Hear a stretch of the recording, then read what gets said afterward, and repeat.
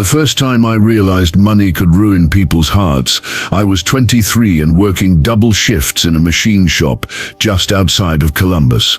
Before we continue, please subscribe my channel for such more stories and let us know where you are listening in the comments. Back then, I had nothing but a rusted pickup and a worn-out wallet, but the people around me treated me like I mattered. Over the decades, I built a manufacturing business from the ground up, took risks that kept me awake at night, and turned every hard-earned dollar into something bigger. By the time I was in my 60s, I had a portfolio worth $95 million. And yet, on the day my only son, Evan, told me he was getting married, I decided no one outside my lawyer would know about that money. The decision wasn't made out of paranoia. It was born from curiosity. I wanted to see who would treat me with respect, if they thought I was just another man in an aging flannel shirt, not a man with the kind of wealth that could buy half the county. I'd seen enough people grovel to money and vanish when they thought it was gone. This time, I wanted the truth, even if it hurt. When Evan introduced me to Madison, his fiancée, she was warm and polite, the kind of young woman who asked about my hobbies and laughed at my old stories. But in the back of my mind, I wondered if she knew the truth.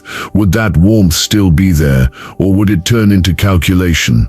My ex-wife, Linda, was quick to insert herself into the wedding plans. We'd been divorced for years, but she still had a knack for moving conversations where she wanted them. Linda loved appearances, the perfect venue, the expensive photos, the curated guest list. I knew she'd expect me to contribute generously. This time, though, my checkbook would stay closed. Only one person knew my real plan. Charlie Grant, my oldest friend and the man I trusted more than anyone. We'd served in the army together, and he'd been there when I signed the papers that sold my company. Over coffee at our usual diner, I told him I was keeping the money a secret until after the wedding. Charlie stirred his black coffee slowly. "You sure you're ready for what you might find out?" I looked out the window at the slow crawl of traffic. That's the point. If they treat me right when they think I have nothing, then I'll know they're worth more than any dollar in the bank.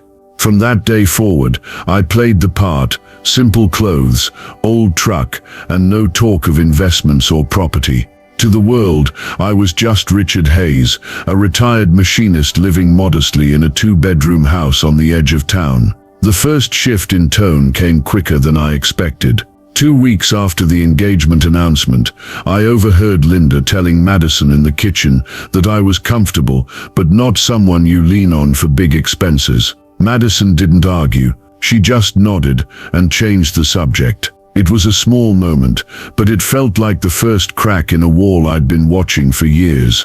I didn't say a word. I just smiled, poured myself another cup of coffee, and tucked that moment away. There would be more to come. I could feel it. In the weeks that followed, the wedding planning became a living, breathing machine, one I wasn't really invited to operate. At first, it was just small things. Evan and Madison would meet with vendors without telling me, then send me casual updates days later, as if I were a distant cousin, rather than the father of the groom. One Saturday afternoon, I drove into town to pick up a few things from the hardware store. On my way back, I noticed Madison's car parked outside a high-end bridal boutique. Through the window, I could see her with Linda, surrounded by lace and silk, both of them beaming at the sales associate. I waved from the sidewalk, but they didn't see me, or maybe they pretended not to. That evening, Evan called. "Hey Dad, just wanted to let you know Madison found her dress today." I smiled into the phone, though he couldn't see it. "That's great news, son. Sounds like it was a good day." "Yeah," he said quickly. "Mom came with us. She's really helping with the big stuff." There was a pause, then a change of subject. It was clear enough they weren't planning on me being part of the big stuff. And maybe that would have been fine if it didn't come with something else. The slow cooling of warmth in Madison's voice when she spoke to me. At the engagement dinner, it showed again. The restaurant was one of those dimly lit places where the wine list was thicker than the menu. Evan sat at the head of the table, Madison to his right, Linda to his left. I was down the side, next to Patrick Reynolds, my cousin, who'd always treated family gatherings like networking events. Patrick leaned toward me halfway through the meal. "So Richard, any plans to pitch in for the honeymoon? You know, make it memorable." I kept my tone light. "I figure they've got that covered. Young people these days have all sorts of creative ways to save." Patrick smirked like he knew a joke I didn't. "Sure. Just thought maybe you'd surprise them." From the other end of the table, I saw Madison glance in our direction, her smile tight. I could almost hear Linda's voice in my head. "He's not the type to go overboard with gifts." The truth was, I could have paid for a honeymoon that lasted a year, but that wasn't the test. The test was seeing whether they valued me for my presence, not my pocket. Later that night, Charlie stopped by the house. We sat on the porch, the hum of cicadas filling the air. "How's the experiment going?" he asked, leaning back in his chair. I took a slow sip of coffee. "I think the results are starting to show. Good or bad." I stared out at the dark yard, remembering the sidelong glances and the polite but distant smiles. "Let's just say the jury's still out, but the evidence isn't looking great." Charlie gave a low whistle. "Just remember, Richard, once you see someone's true face, you can't unsee it." I nodded, and deep down I knew he was right. The first time the disrespect left the confines of private conversation, it stung worse than I'd expected. It was a Sunday afternoon, and Evan had invited a few friends and relatives over to the country club lounge to celebrate locking in the wedding venue. The place was the kind of polished space where the carpet looked too expensive to walk on, and the walls were lined with framed photos of smiling couples who'd probably never had to argue about money. I arrived 10 minutes early, wearing my best sport coat, a dark navy number Nora had once said made me look like I belonged in a boardroom. I stepped inside, scanning the tables for my son. I found him near the bar, deep in conversation with Madison and Linda. A tall man in a tailored suit stood beside them, gesturing with a glass of champagne. When Evan saw me, his smile faltered for just a heartbeat before he waved me over. "Dad, you made it. Wouldn't miss it," I said, shaking his hand. Madison gave me a quick nod. "We're just going over the menu with the event planner." The man in the suit turned to me. "And you are?" Before I could answer, Linda said, "This is Richard, Evan's dad. He's retired now, keeps things simple." Her tone had that clipped, dismissive lilt I'd heard her use with waitstaff. I extended my hand anyway. "Richard Hayes." He took it, but his eyes had already drifted back to Evan. "We were just discussing the premium wine options. They'll really elevate the reception." Linda laughed lightly. "Well, we'll see. We have to be mindful of the budget, of course." The implication wasn't subtle. I was standing there, fully capable of covering the cost of every bottle in that place, and yet they were making a show of budget, like I was some distant relative on a fixed income. I let it slide, smiling politely, but inside, I made a mental note. Not of the wine conversation, of the fact that Linda wanted the room to know I wasn't opening my wallet. Later, as guests mingled, Patrick cornered me again. "So, Richard, you think they'll pull off the wedding without going into debt?" I shrugged. "If they plan well, sure." He smirked. "Guess it's not really your problem, huh?" That one landed like a pebble in a still pond. Small, but the ripples would travel far. When the evening wound down, I walked to my truck under the soft glow of the parking lot lights. Charlie called, just as I started the engine. "How was the big planning bash?" I looked back at the clubhouse, where laughter spilled from the open doors. "Enlightening," I said. "They're starting to believe their own assumptions about me." Charlie's voice was calm. "Good, let them. The reveal will hurt more." I drove home with the windows down, the cool night air cutting through my thoughts. The experiment was working, but with each little cut, I felt the wound they didn't know they were making. By the time April rolled around, the wedding machine was in full gear. Guest lists were finalized, the florist was booked, and there were more group chats than any one man could reasonably keep up with. I stayed on the edges, answering messages when necessary, offering congratulations when something was checked off the list. But in the middle of all the shifting tones and polite exclusions, a few people still treated me like Richard. Not retired Richard, not limited budget Richard, just me. One of them was Samantha Reynolds, my cousin Patrick's wife. She had a knack for cutting through pretense, the type who'd rather talk about your favorite book than your bank account. At a casual Sunday barbecue, hosted by one of Evan's friends, she handed me a plate of ribs and asked, "So Richard, are you still fishing down by Willow Creek?" I smiled. "Every chance I get. The bass are hitting early this year." "That's good to hear," she said, taking a seat next to me. "Don't let them work you too hard with all this wedding chaos." It wasn't much, a small, genuine exchange, but it felt like a breath of air in a room that had been getting stuffier by the week. Then there was Charlie, of course. He'd check in every couple of days, always with a light jab about my scientific experiment in human greed. One Thursday evening, we met at the diner for burgers. Over the clatter of dishes and the low hum of conversation, he said, "I've been thinking, you're not just finding out who respects you, you're also finding out who doesn't know how to fake it." "That's the problem," I said, dipping a fry into ketchup. "The fakes are good at smiling in public.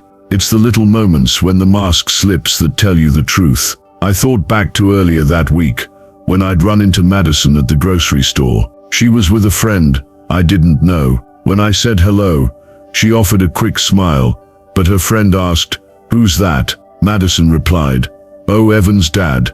He's sweet, keeps things pretty simple." The tone was light, but I caught the glance between them, the tiny raise of her eyebrows. It was the kind of moment that would pass unnoticed to most, but once you're looking for it, you can't unsee it. By late April, I'd begun to mentally sort everyone in my orbit into two columns: those who treated me the same no matter what they thought I had, and those who had quietly demoted me in their minds. The second column was growing faster than I'd hoped, and yet I stayed silent. That was the deal I'd made with myself. Let them show me who they were before I decided who I would be to them. Charlie was right. The masks were slipping, and the day they finally came off, I planned to be ready. The rehearsal dinner was supposed to be a warm, easy night, a way for both families to relax before the whirlwind of the wedding. Evan and Madison had chosen a country club banquet hall with white tablecloths, crystal stemware, and enough polished silver to blind you if the lights hit it right. I arrived a few minutes early, wearing a grey sport coat and the watch my father had left me. The maitre d' greeted me politely, then hesitated, glancing at his seating chart. "Mr. Hayes."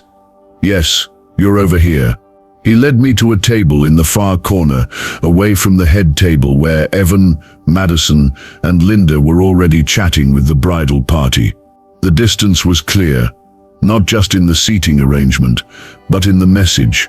As guests arrived, I noticed how they greeted me. The ones who knew me well, like Samantha, came over, hugged me, and asked how I'd been. Others offered polite nods from a distance before making their way to the inner circle at the front. Halfway through the evening, Patrick slid into the empty chair next to me.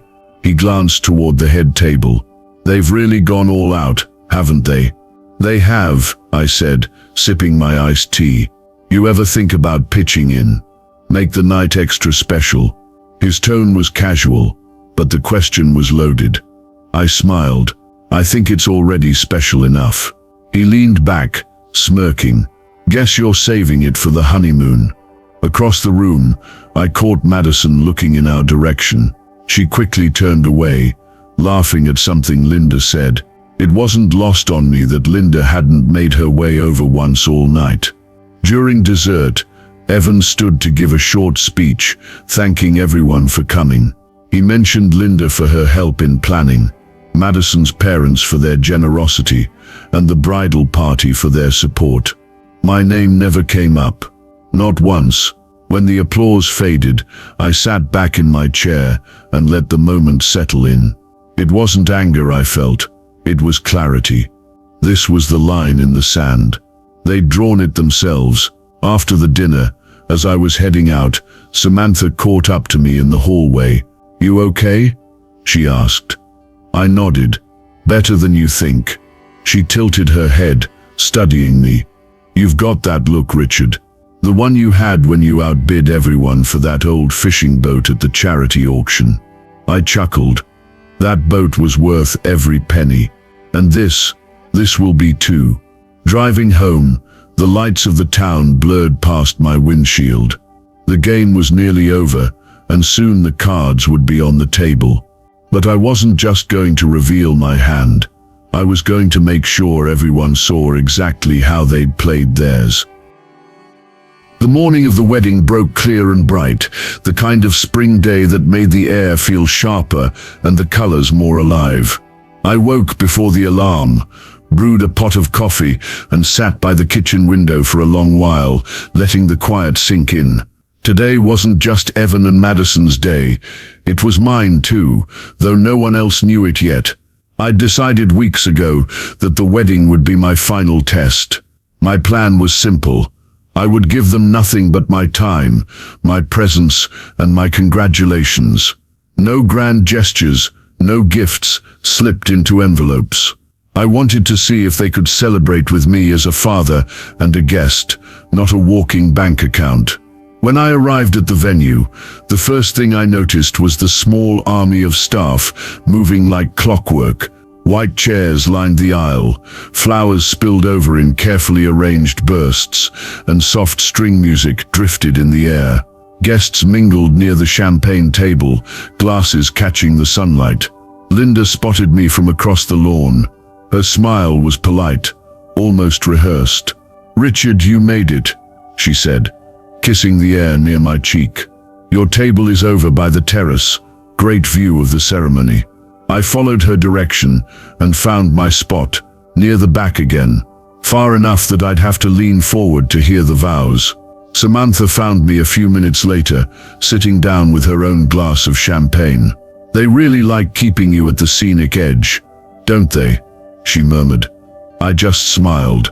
Best seat in the house, less chance of getting roped into small talk. When the ceremony began, Evan looked sharp in his navy suit, Madison glowing in her gown. I watched them exchange vows, and for a moment I felt a genuine swell of pride. Whatever their flaws, they were starting a life together, and that deserved my respect. After the ceremony, during the photo session, I stood to the side, waiting for my turn. The photographer called for immediate family, and Linda stepped in to arrange the lineup. She positioned Madison's parents next to the couple, then her own side of the family, and only after several frames did she gesture for me to join. "We'll just get a quick one with you, Richard," she said, as though I were a distant uncle. I stepped in, smiled for the camera, and stepped back out. My place, it seemed, was as an accessory to the main picture, not a pillar of it. Dinner was served, and toasts began. Madison's father spoke warmly about family values. Linda thanked everyone for their support, and Evan offered heartfelt words to his new in-laws. My name was left in the shadows again, but I wasn't bitter. I was calm. Every omission, every slight, was another thread in the tapestry I'd reveal later. They thought they knew my worth, and today they'd measured it in dollars they thought I didn't have. Charlie caught my eye from across the room, lifting his glass in a silent toast. He knew the night carried on with dancing, laughter and music, but I kept my part quiet, blending into the background. This wasn't the day for my move. That would come soon enough, and when it did, there would be no mistaking the point. The day after the wedding, Linda hosted a close family reception at her house. It was framed as an intimate gathering to wind down from the big event, but I knew better. It was her way of controlling the guest list and the conversation. Her place was as curated as a magazine spread. Every pillow fluffed, every frame straight, a table groaning under the weight of catered platters.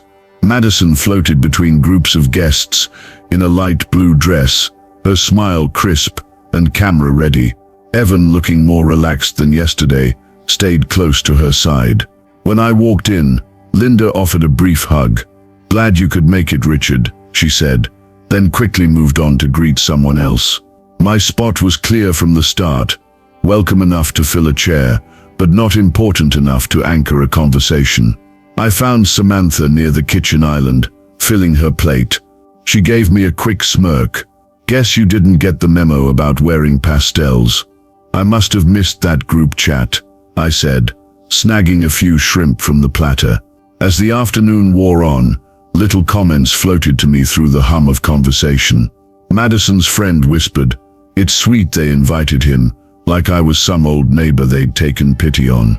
Patrick laughed with another cousin about budget-friendly weddings, in a tone that wasn't meant to be flattering. I let it all pass, each remark another bead on the string I was collecting. Then, about an hour in, Linda tapped her glass for attention. "I just want to thank everyone again for helping make this weekend so perfect," she said, her voice carrying easily over the room. She spoke warmly about Madison's parents, her own side of the family, and Evan's friends. When she glanced in my direction, it was just long enough to say, "And of course, Richard, for being here, not for your support, not for everything you've done for Evan, just being here." The room clinked their glasses politely, and the conversation resumed. Samantha leaned toward me. "She's really committed to that narrative, isn't she?" I smiled faintly. "The more committed they are, the sweeter the ending will be." After dessert, I made my way out quietly. Charlie was waiting in his truck at the curb. He'd promised to drop by and give me a ride home. "How was it?" he asked, as I climbed in. "Exactly what I expected," I said, "and exactly what I needed. They've given me all the proof I could ask for. So, time for round two." I looked back at the glowing windows of Linda's house. Not yet, but soon, and when it comes, it'll be in front of the whole town. The Monday after the reception, I drove straight to Martin & Lowe, the law firm that had been handling my estate planning for the last 15 years. My attorney, Diane Lowe, greeted me with that same steady handshake she'd had since the day we met. She was one of the few people who knew the full scope of my finances, and one of the even fewer who knew my plan. We sat in her glass-walled office, sunlight spilling across the table. "So," she began, "I'm guessing the wedding went exactly how you expected." "Better," I said, setting a small notepad in front of me. They gave me enough rope to hang them twice over. "I'm ready for the next step." She leaned back in her chair. "That would be the revision to the will." "Exactly," I said. "We make the changes now, airtight and witnessed. When the time comes, there will be no contest, no appeals." For the next 2 hours, we went through every detail. The trust would remain in my control until my passing, but the primary heir would shift. Evan would still inherit, but only if certain conditions were met, maintaining a respectful and active relationship, no undue influence from outside parties, and no attempts to preemptively access assets. If those conditions were broken, the inheritance would bypass him entirely and go to a combination of charitable foundations and a few individuals who had stood by me without knowing about the money. People like Samantha. Diane raised an eyebrow at that. "You realize this will sting?" "Badly. That's the point," I said. "They think my worth is measured in what I give them today. They've forgotten that a man's worth isn't just in his wallet." Once the papers were drafted, I left the firm and headed to First National Bank, where my accounts and investment portfolios were housed. I met with Daniel Morgan, my financial advisor, and authorized a confidential account to be set aside for a very public purpose, a community endowment in my name. The fund would support local education, veteran services, and community projects, and its launch would be timed perfectly. Daniel looked up from the paperwork. "You're sure you want to announce this before any family distribution?" "Absolutely," I said. "I want them to hear about it the same way everyone else will, on stage, in front of half the county." By the end of the day, the wheels were turning. Diane had the will changes scheduled for signing. Daniel had the endowment framework in motion, and I had one more meeting lined up with the Ashford Community Centre Director, Laura Penn. She agreed to host the announcement during the annual town gala, an event so public even Linda wouldn't dare skip it. As I drove home, the sun was low, casting long shadows across the two-lane road. My truck's engine hummed steady, the way it always did when I knew I was headed in the right direction. Charlie called just as I pulled into the driveway. "You've been busy," he said without preamble. "Busy enough," I replied. "Stage is set. All that's left now is to let them walk right into it." The Ashford Town Gala was one of those events that seemed to stop time for a night. Every year, the community centre transformed into a place where small-town pride met formal elegance. Crystal chandeliers hung from temporary trusses, white tablecloths covered every round table, and the scent of catered roast beef and garlic potatoes drifted in the air. I arrived early, wearing my best charcoal suit and polished shoes. No subtle flannel tonight. I wasn't there to blend in anymore. As I stepped inside, I felt the shift. People who usually greeted me with a casual nod were suddenly offering handshakes and smiles. Word must have gotten around that I was speaking tonight, though no one knew exactly what about. Near the entrance, I spotted Linda and Madison, both dressed to impress. Madison's sequined dress shimmered under the lights, and Linda had chosen an elegant black gown that matched her practiced smile. They were surrounded by a small knot of guests, laughing as if they owned the place. When they noticed me, Madison's smile faltered for just a second before she recovered. "Richard," she said, her voice warm but a touch too rehearsed. "Didn't expect to see you here so early." "I like to get a good seat," I replied evenly. "Big night for the community." Linda tilted her head, her eyes flicking over my suit. "Well, you've certainly dressed for the occasion." The words carried that faint familiar sting, compliment as commentary. Inside the main hall, I made my way to a table near the stage. Samantha and her husband were already there, along with a few neighbors I trusted. Charlie slid into the seat next to mine, his grin unmistakable. "You ready?" he asked. "Ready?" I said. "They have no idea what's coming." The evening began with the usual formalities, introductions from the MC, a short speech from the mayor, and an award presentation for volunteer work. As the dinner service started, I caught Linda glancing toward the stage, clearly trying to piece together why I'd be up there later. Madison leaned in to whisper something to her, and I could see the faint crease of suspicion forming on Linda's forehead. Halfway through the meal, Laura Penn, the community center director, stepped to the microphone. "Tonight, we have a very special announcement from one of Ashford's own. Please welcome Mr. Richard Hayes." The applause was polite, curious. I rose, buttoned my jacket, and walked to the stage. From up there, the crowd looked like a living mosaic of familiar faces, each one turned toward me. Linda sat at her table, her smile fixed but her eyes sharp. Madison's expression was harder to read. Curiosity edged with something else. I took the microphone and let the room settle into quiet. "Good evening," I began. "Some of you know me well. Some of you might just know me as the guy in the old truck who shops at the hardware store more than he should. But tonight, I want to talk about something bigger than myself, about what it means to value people for who they are, not what they have."